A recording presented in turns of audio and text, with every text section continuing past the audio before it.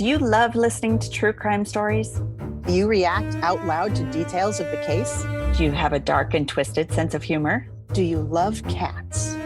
Wait, what? Then you should listen to our podcast, ODFM, One from Murder. Each week, you'll hear our retelling of real-life murder cases, some famous, some little known. We'll give you our in-the-moment reactions, inappropriate humor, and the occasional feline commentary. You can listen to ODFM Podcast on Spotify, Apple Podcasts, Google Podcasts, YouTube, and more. And check us out on Facebook, Instagram, Twitter, or on our website, odfmpodcast.com. But remember, this podcast is not for the faint of heart. Or those without a twisted sense of humor. This week on Our Weird World, we are looking at the story of Jeffrey Dahmer.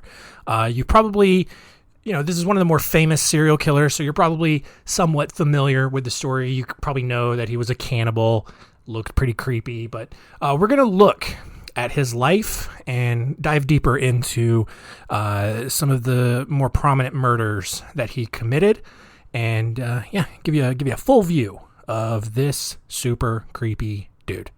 It's Our Weird World. Our Weird World.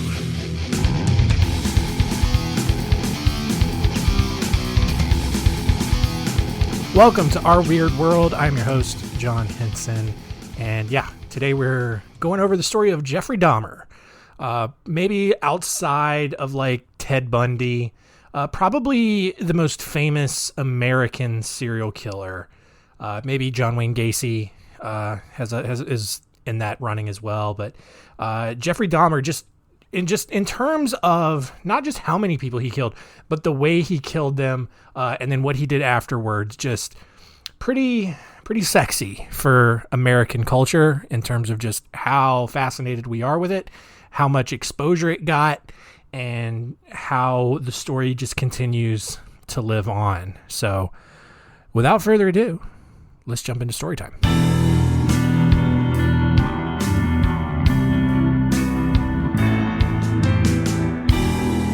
Story time. Jeffrey Dahmer was born on May 21st, 1960 in Milwaukee. As a child, Dahmer didn't get a lot of attention since his dad was busy working to get his chemistry degree at Marquette University, and his mother was just busy trying to get her husband to notice her. Jeffrey Dahmer's mother actually attempted suicide at one point just to get some attention from her husband. So, good start. Despite not really getting a whole lot of attention as a child, Dahmer was a normal, happy little boy until just before he turned 4 years old, when he, for some reason, got a double hernia. He had to undergo double hernia surgery. I don't know how a 4-year-old gets a hernia.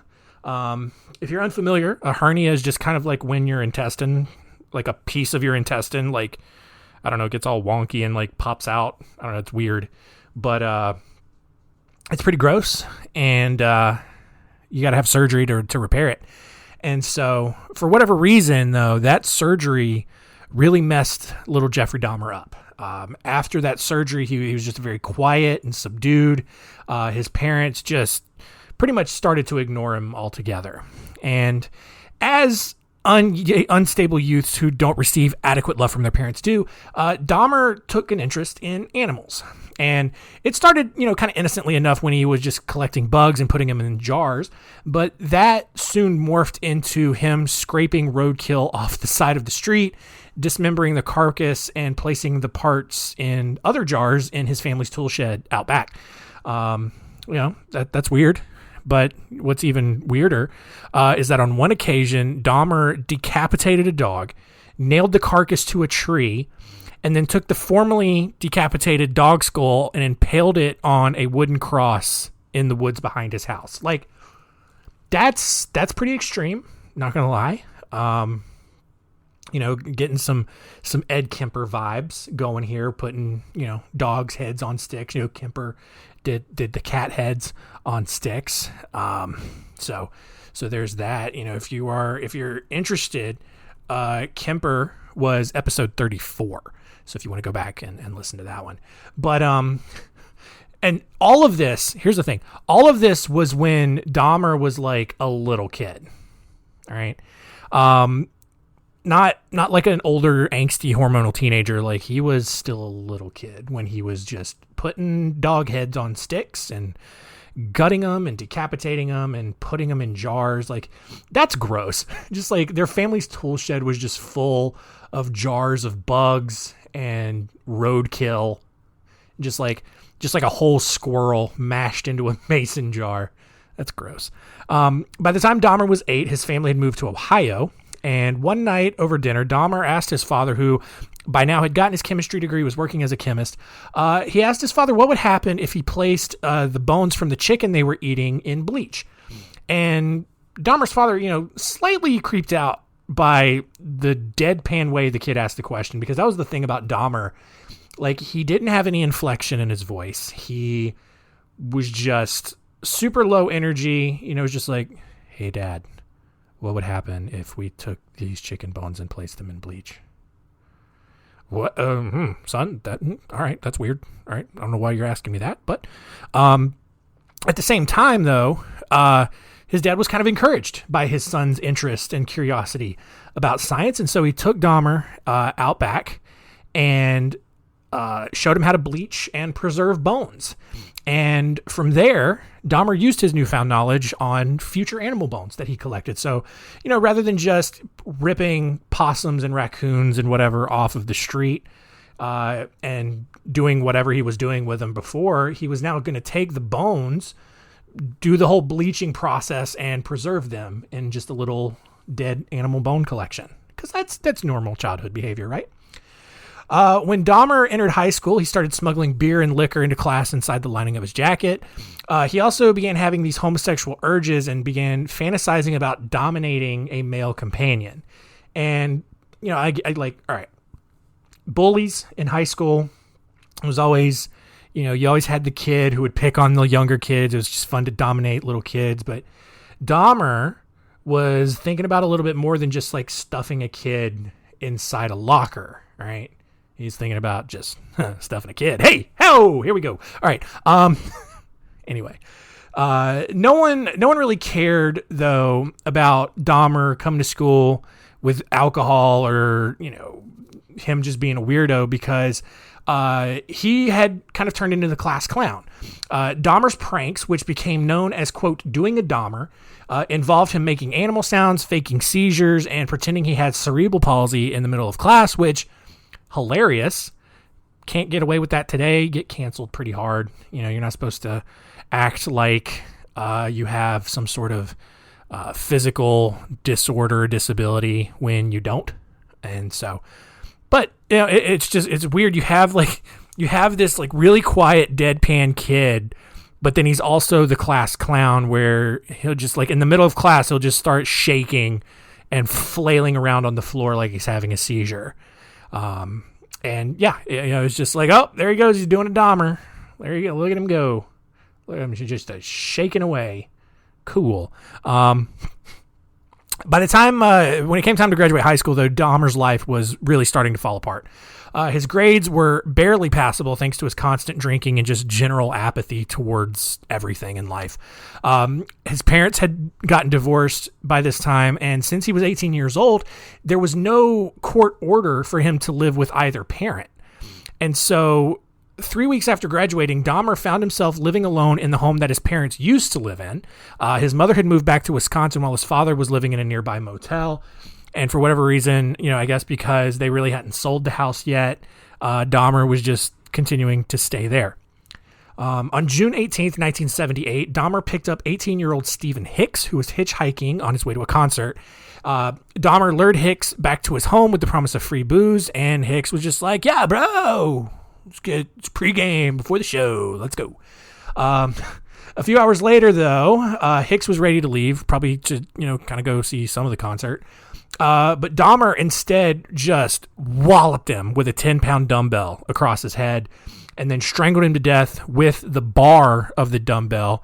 He then stripped him naked and stood over him while he, kind of drew a map of Hawaii on Hicks's back, if you know what I mean.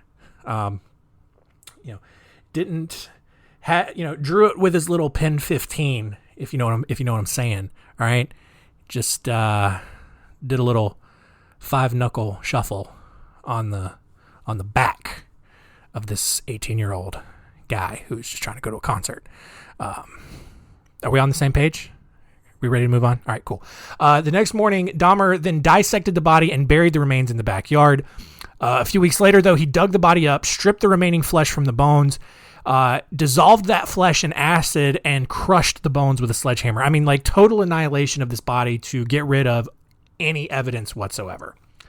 Dahmer then went on to enroll at the Ohio State University, where he dropped out after only one semester thanks to just his continued alcoholism. His only good class was riflery, which should have raised red flags, but it didn't. I think if you're going to school and the only class that you are passing with flying colors is something that involves shooting, I don't know, maybe you go on a list, because that's pretty suspicious. Why are you on that list? Why are you so good at shooting? Why is that the only thing you care about when that's not really going to help you get a job in the future? All right, keep an eye on him. The next year, Dahmer then enrolled in the Army, where he served in the 8th Infantry Division in West Germany. By 1981, however, Dahmer was deemed unfit for service because of his continued alcohol abuse, and he was given an honorable discharge. So once he gets out of the Army, he tries to go down to Miami and start a new life, but that didn't work out either, so he returned to live with his father in Ohio. Although he tried to keep himself occupied, Dahmer was arrested for drunk and disorderly conduct, and he was eventually sent to live with his grandmother in Wisconsin. In 1985, after struggling to find work, Dahmer finally got a job as a mixer at the Milwaukee Ambrosia Chocolate Factory. So one night, shortly after he began working at the chocolate factory, Dahmer was hanging out at the public library when a man passed him a note offering to give him a Lewinsky. If you know what I mean. I mean, granted, like that reference would not have made sense at the time because, getting a Lewinsky wouldn't have made sense at all until like the mid 90s, but we're past that. I can switch references every now and then, if you know what I mean. Dahmer, however, refused, even though he's homosexual at this point. He's really been trying hard to suppress that because it's the Midwest. They're not as open to homosexuality as you might think, outside of Chicago, maybe. But, he, and also his family is just not really into it. And so he's really trying to just pass as a heterosexual person and not raise any red flags and disappoint his family. And so even though he refused, this kind of revived those earlier fantasies that he had had as a teenager of dominating other men. And after this little incident, he started frequenting Milwaukee's gay bars and bathhouses. And although he had several kind of successful, encounters at the bathhouses, Dahmer grew annoyed of all of the motion and noise and reciprocated participation and just general enjoyment that his partners were having. Because, guys, I mean, look, if we know anything about gay sex, that is just the worst part of it. Just when the other person is enjoying themselves. Come on. No, that's not. That's like the worst part of doing gay sex, right? Am I right? Come on. Nobody? All right, fine. That just me? No, not me. Just kidding. Never tried it.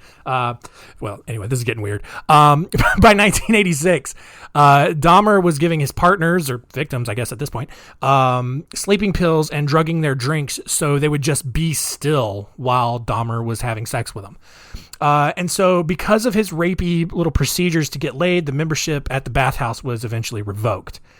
So moving on now, on November 20th, 1987, Dahmer met 25-year-old Stephen Tuomi from Michigan and invited him back to the Ambassador Hotel where Dahmer was renting a room for the night. When the two arrived, Dahmer did his usual drugging and raping, which at this point is doing a Dahmer 2.0. Seems appropriate. But Tuomi woke up the next morning to something very unexpected. Dahmer woke up the next morning to something very unexpected. Tuomi was lying beneath him. His chest was caved in and covered with bruises. Blood was coming out of the corner of his mouth. And Dahmer, at this point, had no memory of killing this guy. Like, apparently he just blackout drunk and killed this dude. And so Dahmer, kind of panicking, but also like probably still pretty calm, kind of knew what to do. He stuffed Tuomi's body in a suitcase and took it to his grandmother's house. For whatever reason, it took him a whole week to actually do something from there. And a week after he killed Twomey, Dahmer took his body out of the suitcase, removed the head, arms, and legs from Twomey's torso. Then he took the bones out and put the remaining flesh into plastic bags. Dahmer then took the bones and pounded them into powder with a sledgehammer. And after disposing of the bodies, Dahmer decided to keep Twomey's head and boiled it in detergent and bleach, where he then used it as like a little stimulus for choking his chicken, if you know what I mean.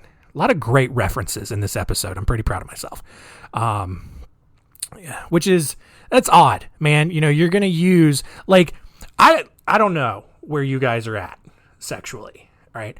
But I'm guessing you don't need the severed head of someone that you've murdered and is now a week into decomposition in order to get a boner or a lady boner, whatever lady boners are called. I don't know. I'm guessing you're not that far into it. And if you are, you should seek out some help, because it's not mentally healthy behavior. All right. Once he had finally finished doing everything that he was going to do with Twomey, Dahmer was convinced that he had just become a natural murderer and began seeking out his next victim. And like that's what's weird about Dahmer is like he just it came to a point where he was just like, I guess this is who I am. All right, cool. Gonna go keep doing it. Do I need to get help? No. I'm just a murderer. I'm gonna just keep murdering.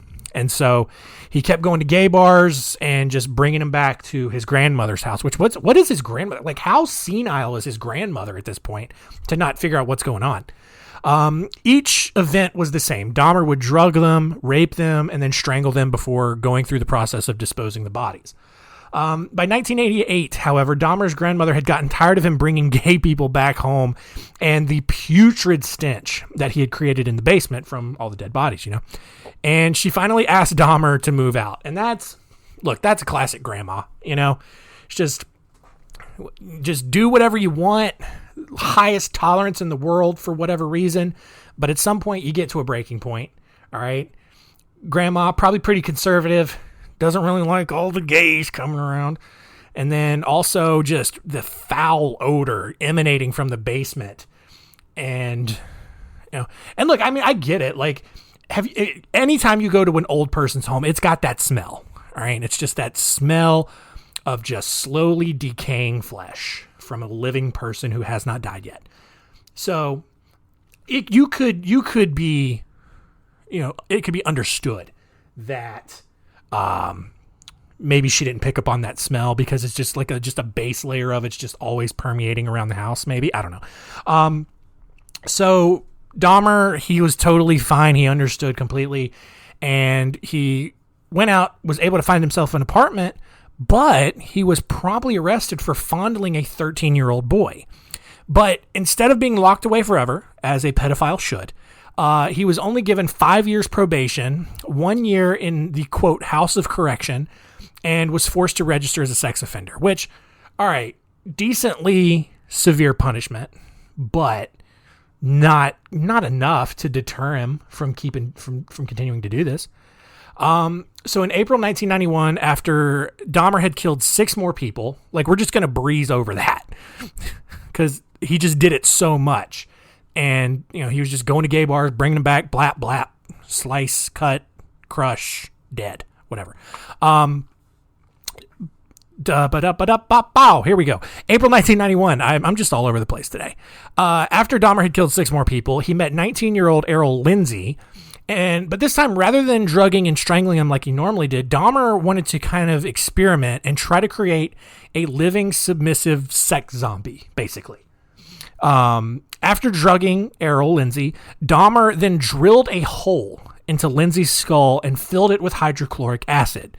When Lindsay awoke and coherently asked what time it was, apparently completely unaware that he had a hole in his head, Dahmer concluded that the experiment had failed and just strangled him to death. Because, you know, how are you going to get your way out of that? You know, it's just like, oh, what time is that? I see. Well, it's noon. It's been a pleasure working with you. Maybe call me sometime. That's fine. I'm just going to let you go.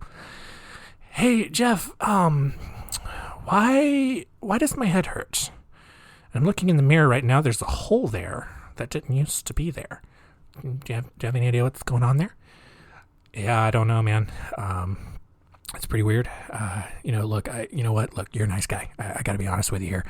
I wanted to have basically a sex zombie.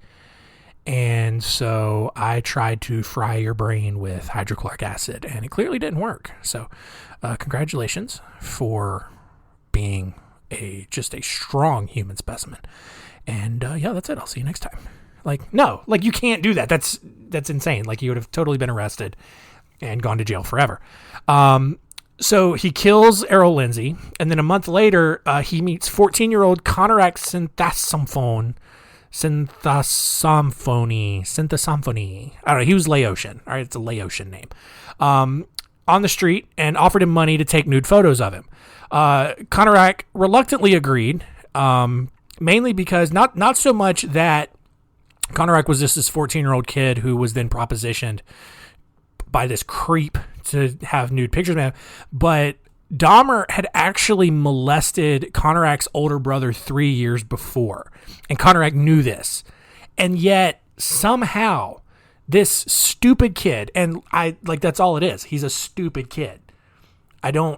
Part of me does not feel bad for this, because especially if he knew that Dahmer, I don't know. I don't know for a fact.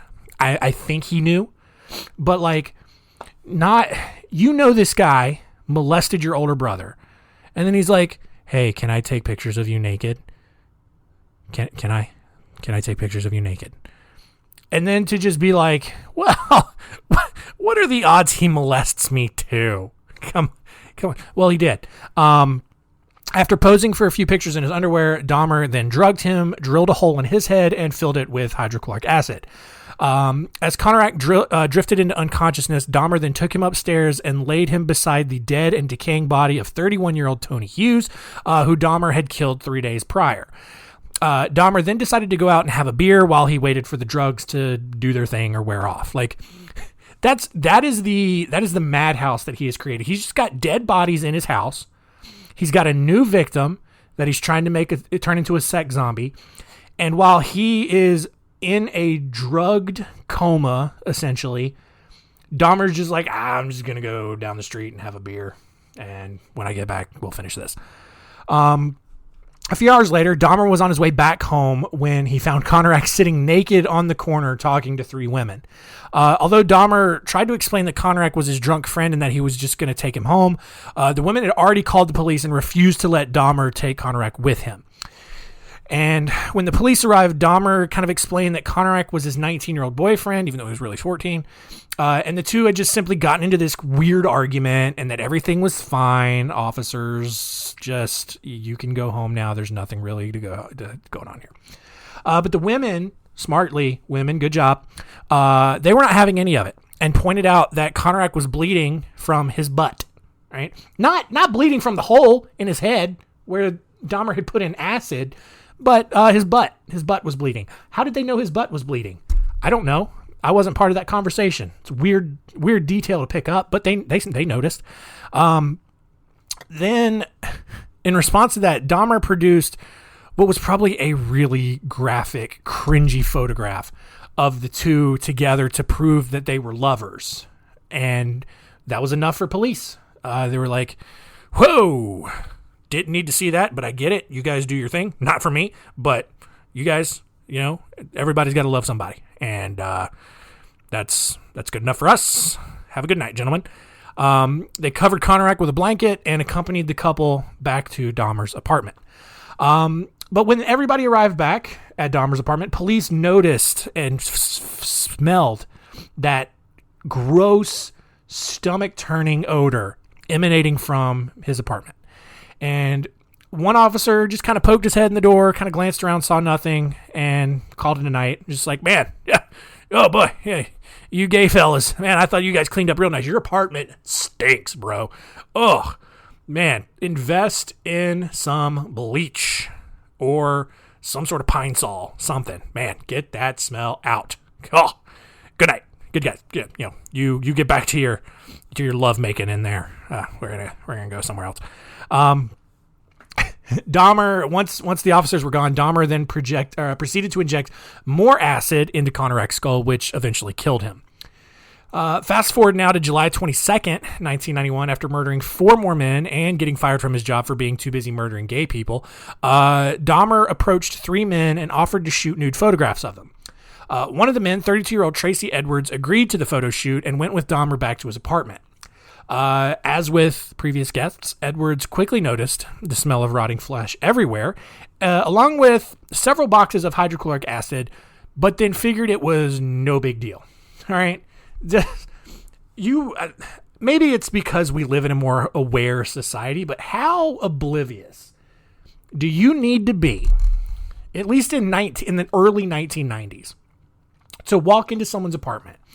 It smells like a morgue that has just left everybody out in the open for weeks in Georgia in the summer with no ventilation.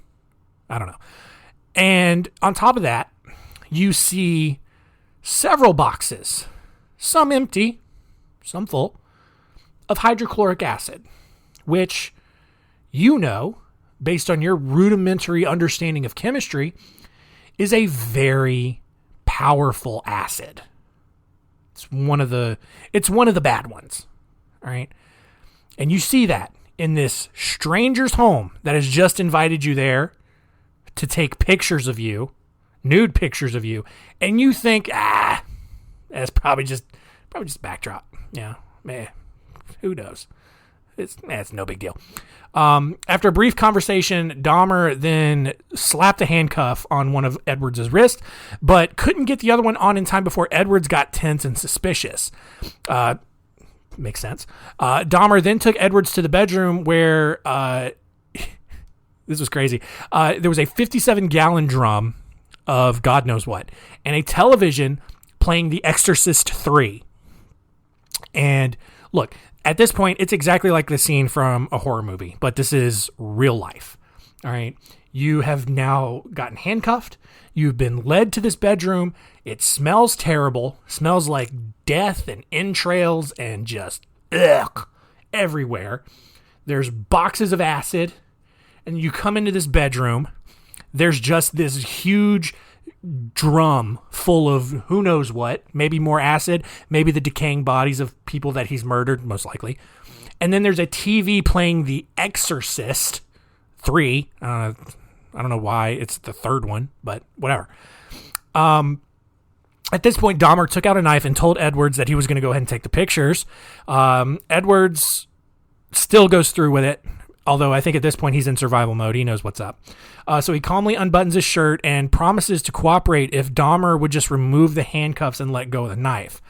Dahmer, though, didn't listen and instead just kind of rested his head on Edwards' chest. And then this is what he said. He's just, "I'm going to eat your heart." Like, who says that? It's like anyone... At any point, like, that's just not an appropriate thing to say ever.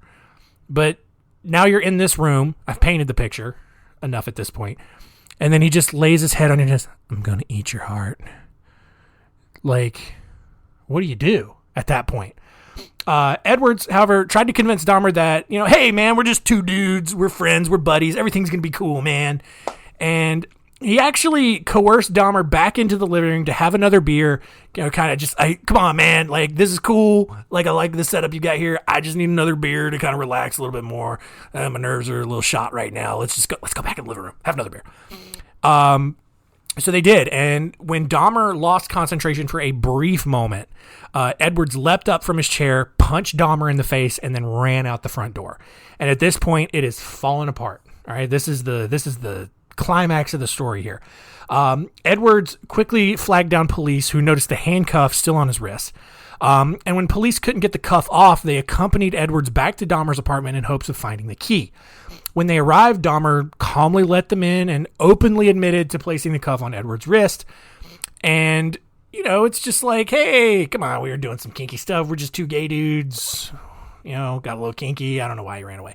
Dahmer then led the entire group to the bedroom to retrieve the key, where officers found several Polaroid pictures of dismembered human bodies.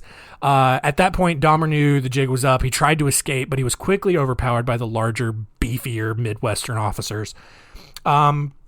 As if they needed any more evidence of just how maniacal this dude was. This is where it gets gross. One of the officers walked over to the refrigerator and opened the door, where the severed head of another victim just immediately plopped onto the floor.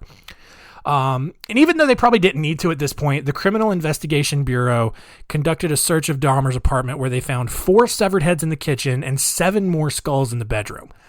The refrigerator had 2 hearts and an arm being stored inside. The freezer contained a full torso and a bag of organs. Elsewhere in the apartment, police found 2 full skeletons, a pair of hands, a mummified scalp, and 2 penises. Why? I don't know. In all, Dahmer confessed to 16 murders, plus the one of Hicks back in Ohio. He openly admitted to performing necrophilia on his victims, often with individual organs he had carved out of their bodies, because, look, guys, come on. Sometimes you just got to know how it feels, how, different organs feel. Sometimes you just got to mash your wiener into a lung and then see how that feels versus mashing it into like a small intestine or a spleen or a liver. Get it, right? Come on, right? Dahmer also confessed to eating the hearts, livers, and muscles of various victims the previous year. So, yay, but Dahmer was convicted of 16 murders and given consecutive life sentences for all of them. After spending a year in solitary confinement in Columbia Correctional Institution in Portage, Wisconsin, he was moved to a less secure unit and given a 2-hour work release to clean the prison's toilets. After completing his confession memoir, Dahmer then became a born-again Christian, got baptized, and became active in the prison mission. And I hate that so much. I really do. Like, anyway. On November 28th, 1994, Dahmer and his two inmates, Jesse Anderson and Christopher Scarver, went to work on the toilets like they would normally did. The group was left unsupervised for 30 minutes, which was long enough for Scarver to beat Dahmer and Anderson to death with a 20-inch metal bar.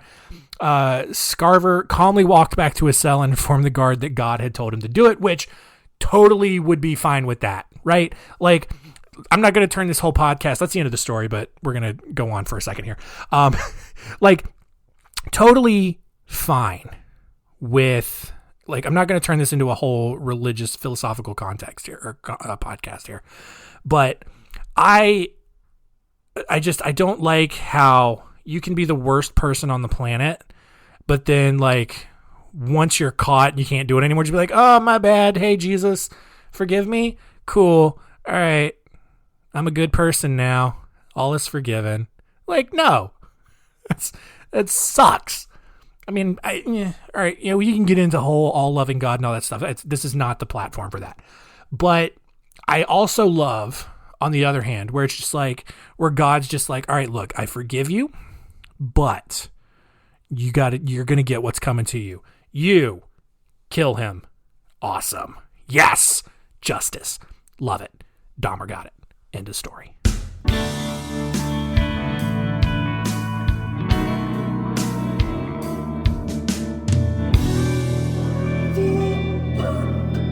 Yeah, so there you go. Jeffrey Dahmer, cannibal. You probably knew that. You knew he was a serial killer. You knew he was a weirdo. But you probably learned a lot more today, right? So let's recap the biggest things that we learned today.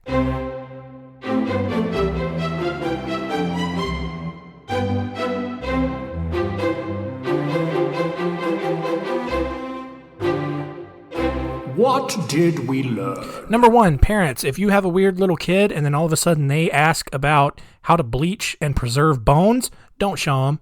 All right. I'm all for making your kids smart and constantly educating them, but take some social cues. All right. Don't let them get into weird stuff. Just don't. Number 2, if you want to prank somebody by being a weirdo, it's just called doing a Dahmer.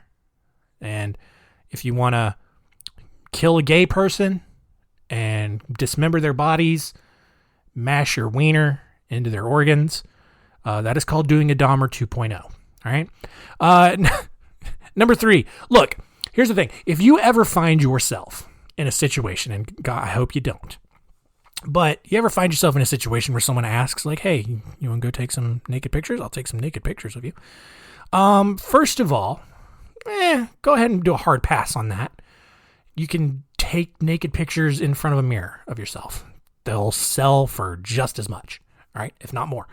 But if you do say yes, all right, strike one. But if you go back to their apartment and it smells like a sewage treatment facility, and there are boxes of highly potent acids on the walls, and there's a TV playing a horror movie, back out. All right? Do whatever you got to do.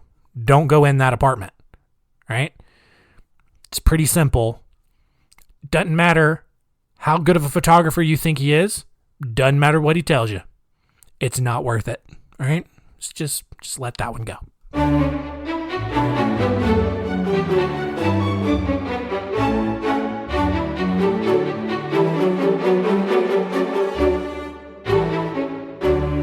Next week on Our Weird World, we are going back to Russia with the story of Alexander Pichushkin, more famously known as the chessboard killer, for some weird thing. I mean, like, he basically just wanted to make a chessboard of all of his victims. I don't know. It didn't make a whole lot of sense. But he also claimed that he wanted to outdo the number of killings that Andrei Chikatilo had done very recently in Russia at the time.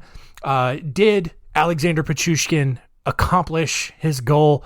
Find out next week. A little teaser action. That's pretty stupid, right? Pretty stupid. Yeah, cool. Thanks for listening. Keep telling all your friends and keep it weird.